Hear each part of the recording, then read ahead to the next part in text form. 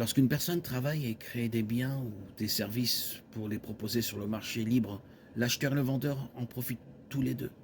Dans une transaction de jeu, une personne gagne obtenant quelque chose pour rien, et une autre partie n'obtient tout simplement rien pour l'argent qu'elle a investi. La transaction profite donc à une partie et nuit à l'autre, et à la société dans son ensemble. Aucun passage des Écritures n'interdit les paris sportifs. Cependant, les principes semblent remettre en question cette pratique. Les principes bibliques nous interpellent. Bien qu'un individu donné puisse parier sur des événements sportifs ou d'autres choses sans aucun préjudice notable, l'effet net du jeu sur la société est négatif, sur le chrétien lui-même.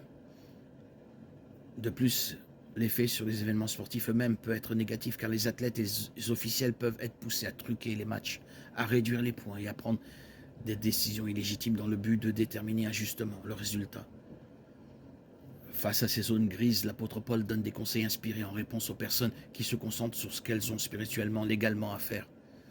En l'absence d'interdiction absolue contre les jeux de hasard sous toutes leurs formes, les réponses à ces questions sont d'une importance capitale. J'ai le droit de tout faire, dites-vous, mais tout n'est pas bénéfique. J'ai le droit de tout faire, mais tout n'est pas constructif. 1 Corinthiens 10, 23. J'ai le droit de tout faire, dites-vous, mais je ne me laisserai asservir par rien. 1 Corinthiens 6, 12.